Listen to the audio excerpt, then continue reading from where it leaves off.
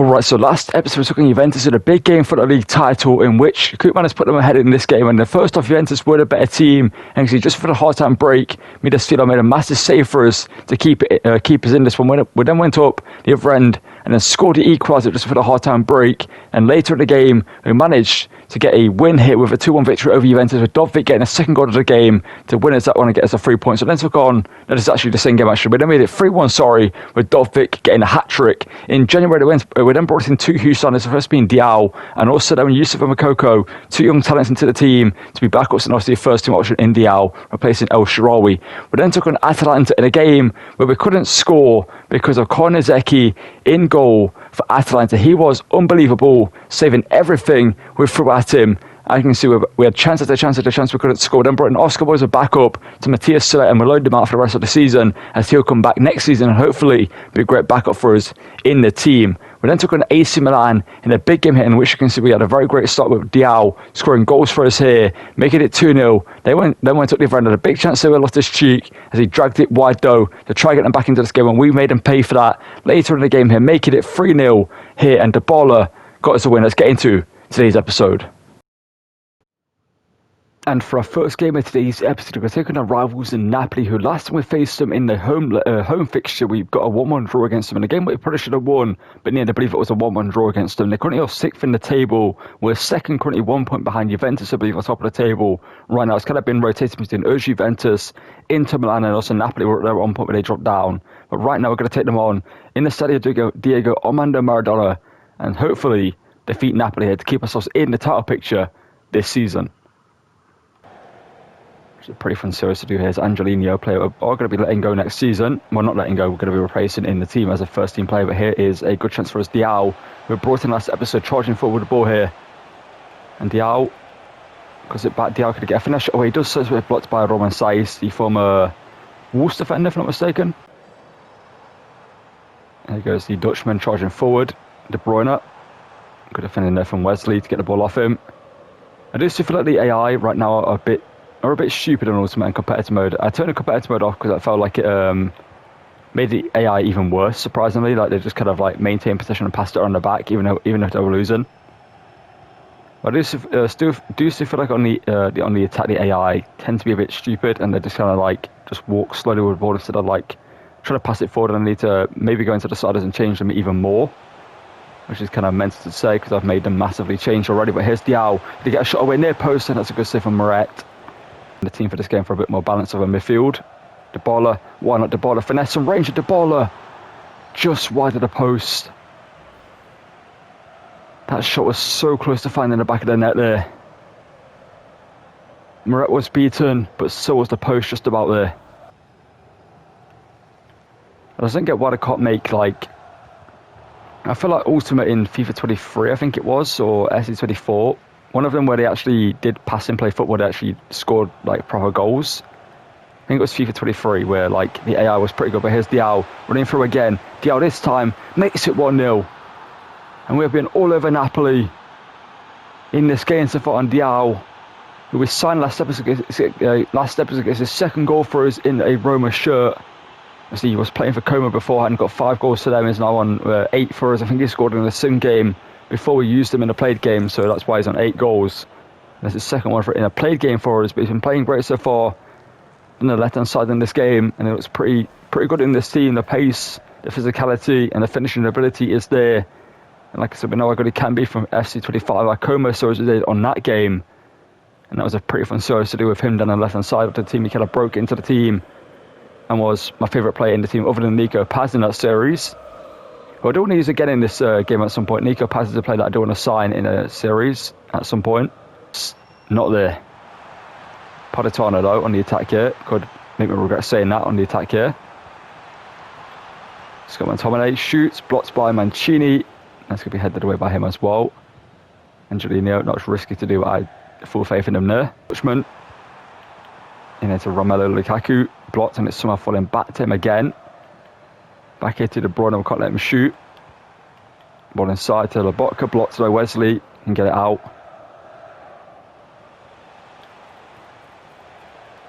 Cristante, good hold up play. Ball forward into Matthias Sule. Oh, it's just going to hoping to roll it to the right then and then cut back inside on his left and take a shot. Scott McTominay, ball into the box by him, looking for De Bruyne on a header, and that's going to be kind of, okay, interesting decision. I caught myself guard that De Bruyne has passed it all the way back to his centre-back. I don't like the fact it's only 1-0, so I feel like they're going to get a goal and get a draw against us like they did previously. Dovvik through to Diao, but this could be 2-0. And Diao, I just wanted to drag it back across there and get the shot away, but Bianchino made a good challenge there.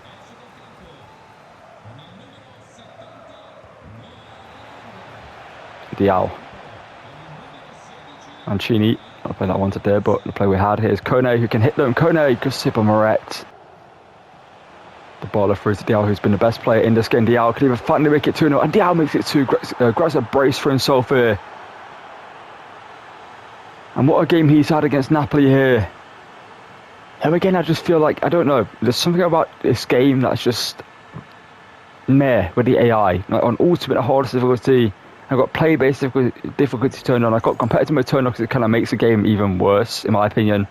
It just kind of like makes AI just keep possession and do nothing with it. It makes them more, it just basically makes them, like I said, keep the possession and do nothing with it. I just feel like it doesn't do anything to really help them be harder to beat. But Diao here makes it 2-0, and we beat Napoli here, away from home, in the home stadium, in a game that they didn't really do anything. I don't think Midasila had to make a save, or it might have made a save or two that wasn't really like hard for him to do so. It's on Riyad Mahrez, that brought on late in this game. There's Riyad Mahrez. Ball into the box, it's going to be a goal for them, into yes, I knew it. The second they got the ball forward, I knew they were going to get a goal. It just felt like it. Good job we got our second goal, so I just knew Napoli were going to score in this game.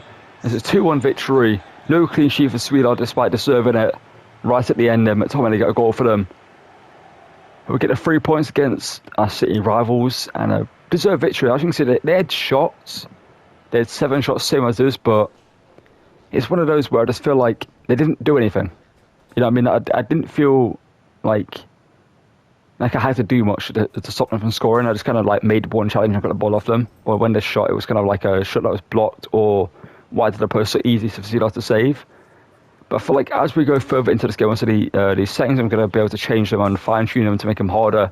But I just feel like right now I'm in that position where like this game isn't hard enough. Like in Career Mode, and Ultimate Team I'm kind of struggling right now, and I'm not too sure why, but in Career Mode I just feel like it's a little bit too easy. And our second team may get a 3-1 victory over Cremonese with Badanzi, Yusuf Makoko, and also Pasili getting goals in this game to see us get the 3 points at home here. And as you can see, our next game here is going to be up against Juventus here, which is a massive game for us because we're currently on top of the table on 59 points. They're second on 58. We also have Milan here on 57, Atalanta on 52, and also Inter, who are not at the title race, on 52 points, 53 for Atalanta, sorry, and 52 for Inter, as you can see.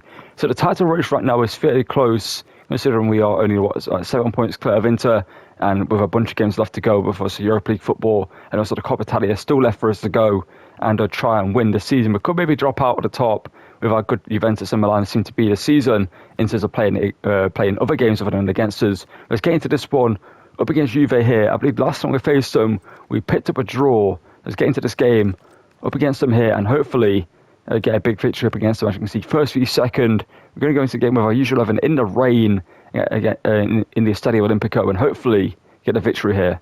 Hopefully a tough game. I have made the solids a little bit hard. I turned their shot frequency up even more so they get more shots away. But here's Diao already through, but Klulu defending there from here. We might have actually beaten Juventus last time we faced them. We either drew or beat them, I'm not too sure.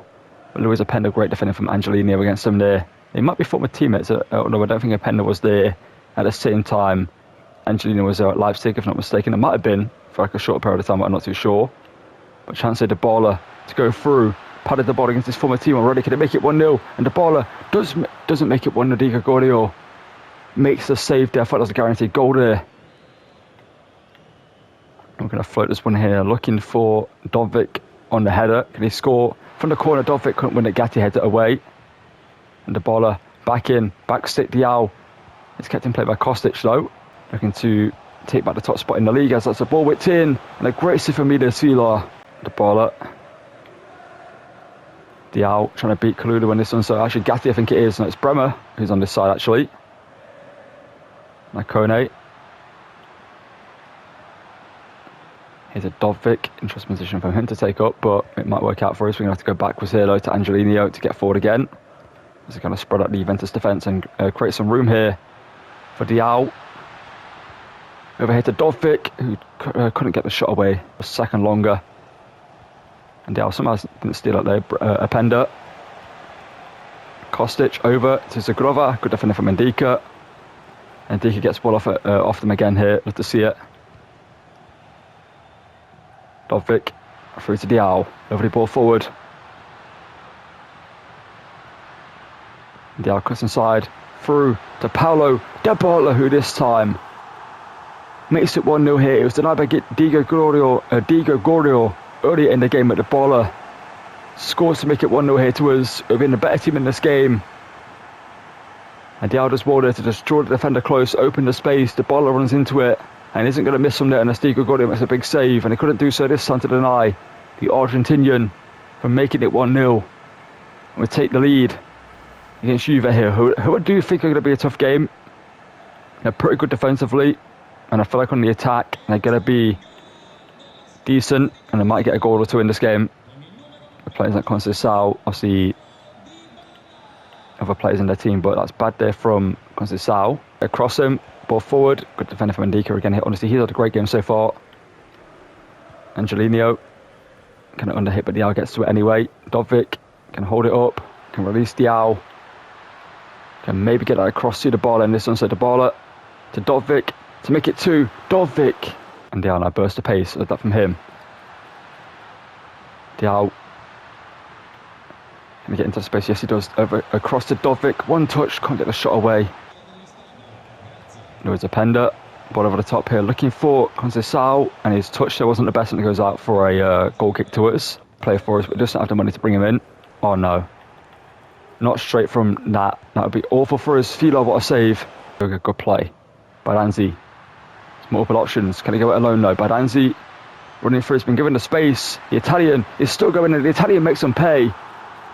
I mean, the other, I think it was Bremer or whoever it was that had to stick with Makoko to stop him from getting space.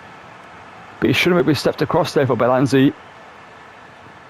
Because they gave him the space. They just let him run through. It was Bremer who was trying to stop him. And whoever the other defender was for Juventus there, it was poor from him because he, like I said, he defended well. He actually kept Makoko as an option out of the equation there, but at the same time, just left Badanzi acres of space to make it 2-0. And he does so with a great finisher off the bench. And would it be the case of us conceding again straight from kickoff after we did like the Napoli game where we scored to get the second and then conceded straight away? It could be happening here. It's going to be good defending from Mancini though. Good defending from El Shaarawy, Angelino, El Shaw, Kone, Makoko. Through to Badanzi off the bench with the grab a brace from himself. The Italian does so. What a finish it is, by the way. In the 91st minute, the last kick of the game for us, Tommaso Badanzi gets his second goal of the game, his fourth in this season here in the Serie A anyway. And puts his 3 goals to the good here and guarantees us the 3 points. That was a great counter, by the way. That was great play from us there to get the ball forward. And Tommaso Badanzi, what a player he is in this game, by the way. He's looking very similar to how he was in the FIFA 23 Fiorentina series. I said that was like 2 years ago now. But he's such a great player in the game anyway. He's small, diminutive, he's great at dribbling, good pace, good end product as well. And it's a 3-0 victory here against Juventus. And we're taking a few points lead at the top of the table, depending on Milan's results elsewhere. We could be in a good position at the top of the table after this game. And up against Atalanta here in the Coppa Italia here, we get a 2-1 victory with Dovvik and also Dybala getting goals in this game to make it a 2-1 victory in the first leg against Atalanta here. And as you can see in the Europa League round of 16 phase, we're going to take it on a team that is one of the most prolific teams in Europa League history, and that is Sevilla, a team that have won it on many occasions in the past few years. Let's get into this one though, and hopefully beat them at the Roma Sanchez pitch 1 to get a big victory in the first leg, and be able to sim the second leg at home at the Stadio Olimpico in Rome, and go through to the quarterfinals of the Europa League. Sevilla are going to be against us, but Diao. Roma fixed the defender, but a heavy touch on the header. That would have been cold if he scored that. Instead, got players like Juan Luis Sanchez, a great talent, the Spaniard, Peque as well, who's a decent player. Carmona, I believe, is a good player as well. On the right hand side here, running forward against Angelino. Spaniard keeps going, whips it in. Headed away by Matthias Soler. Cristante. To Dybala. Diao. Ball through the legs. Dybala, ball through to Diao. It's a great play, and Diao is offside. Diao, Dovvik. Kone. Diao. Dovvik again. Over the top to Paulo. Dybala. As it says player to watch, Dybala, he scores the opening goal. 16 minutes in. Dybala, 4 goals in 6 appearances in the Europa League so far for him. He's clearly one of the standout players in this competition this season. He'll probably be up there for the assists as well, but gets ahead of the Sevilla defender, the captain for them, Guedelj, and puts it in the back of the net to make it 1-0 here at the Roma Sanchez pitch 1. Alfon back here into the box, but that's going to be a bad pass and that for a goal kick for us. Now, and now with a bit of pace here, plays it across to Dybala, who's an eye for a second. Go for a run with Matthias Soler, so he can create. Shot taken, no, off the cross spot and over the bar. With a few chances in the first one. Here we go, Dovvik in the centre. Soler's going to go it alone. He's going to play it for the centre into Kone, who scores. And it's 2-0. And Kone scores another big goal for us in this series. They put us 2 goals ahead in this one. It was risky for me to go it alone with Soler there. Turn into danger, turn into the space. But Kone made the run for the centre. Blast it into the top corner. There's a 2-goal lead for us here in Seville. We should to see. This is out to Alfon there.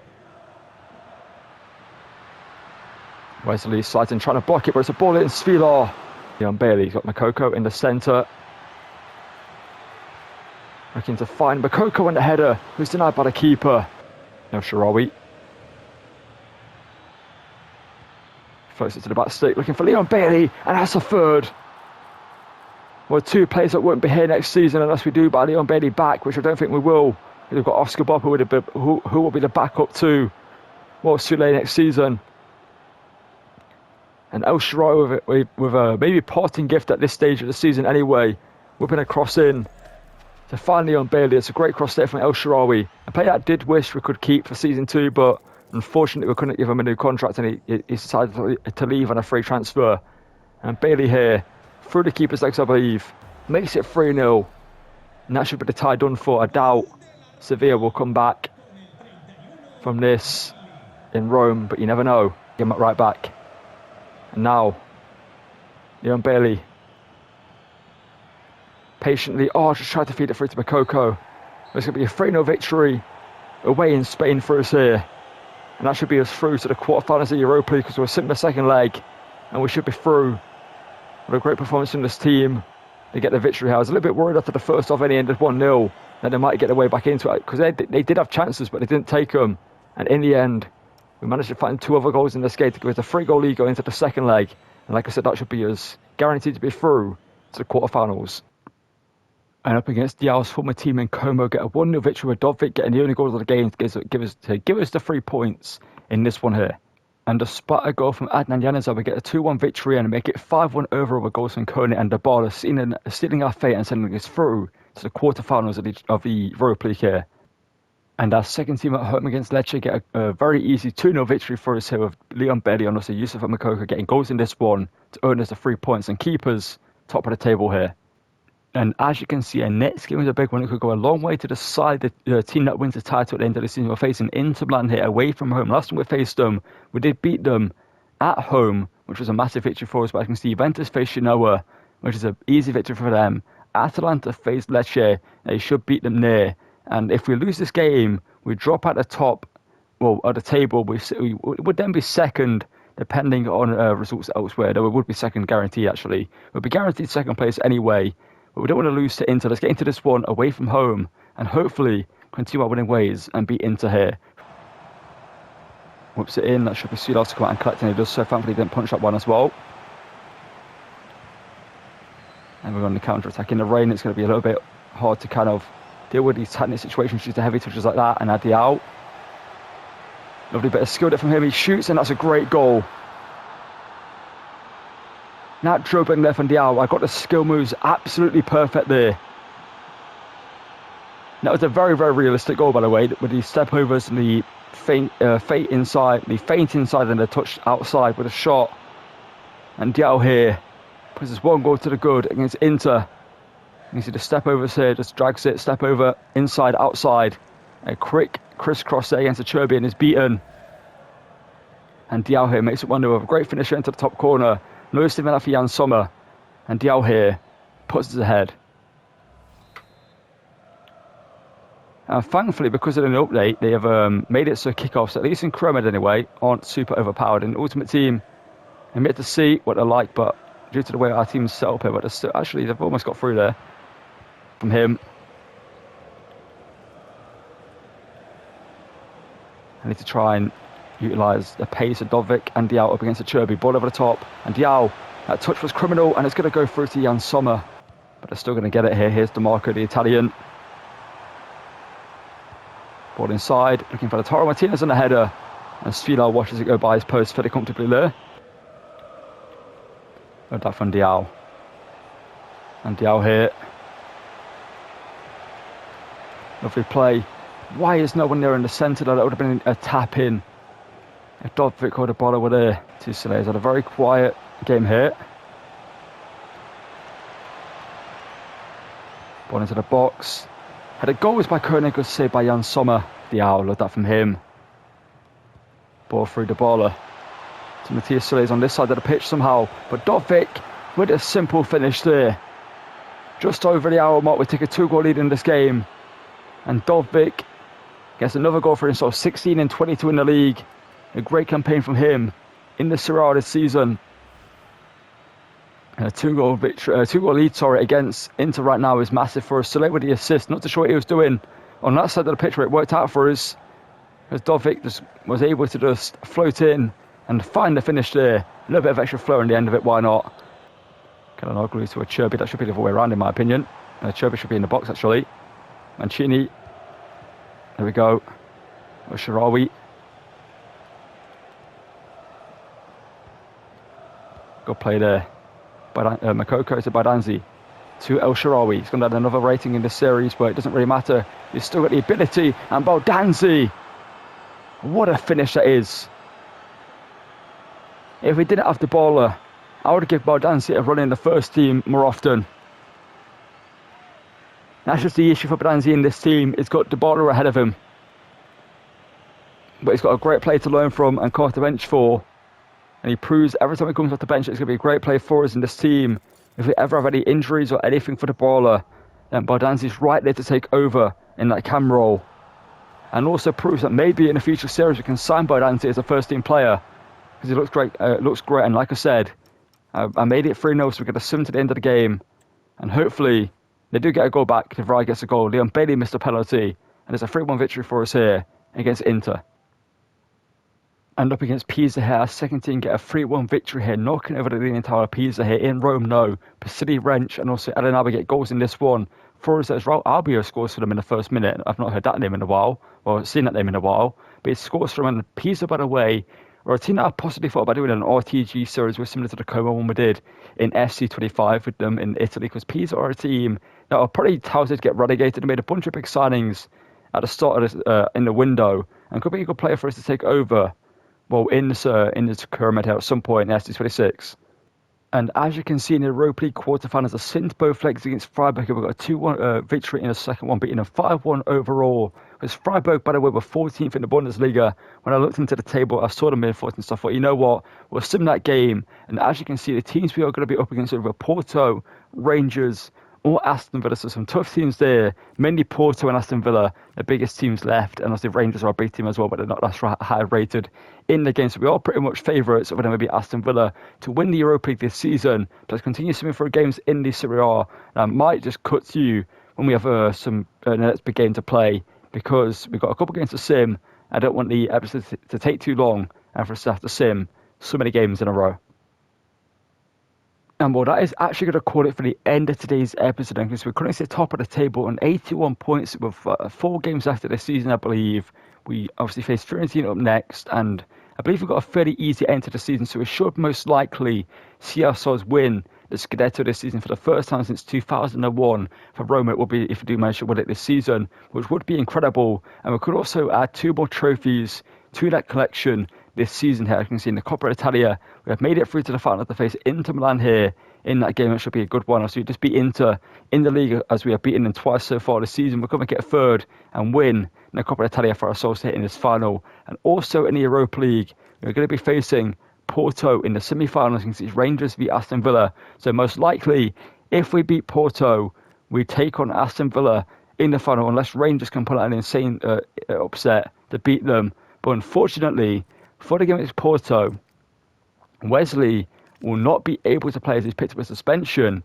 So next episode, we're going to play Devon Wrench at right back, which I'm not too mad about, as Wrench is a decent player. You can see stats-wise. He's not the best defensively, but he's decent. He used to be a big talent back in the day for Ajax, but now as a Roma player, he should be fairly decent for us in that position. Obviously, only one game Wesley will miss for the suspension. We could play Simicast at left back or right back, but I feel like just playing Wrench there makes more sense, and just having him slot into that position should be all right for us next episode. Wesley will be a massive miss for us in that game against Porto, which we'll start the episode off with. But I thought I'd show you real quickly as I'm watching the Bournemouth and Fulham game.